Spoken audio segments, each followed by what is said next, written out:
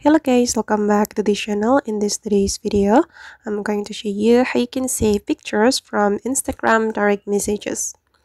Okay, let's get into it guys. First of all, of course, we have to open our Instagram application. And after that, we're going to go to the Instagram direct messages. You can click on this icon to open it.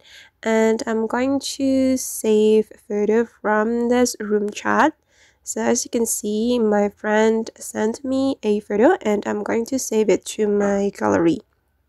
So we can tap on the photo and we can simply tap on this download icon and the photo will be saved to our gallery or our device. So I'm going to check it in my gallery. I'm going to open up my Instagram folder or album, and as you can see that the photo has been saved to my gallery. Alright guys, and that's all the way to save pictures or photos from Instagram direct messages. I hope this tutorial will be useful for you.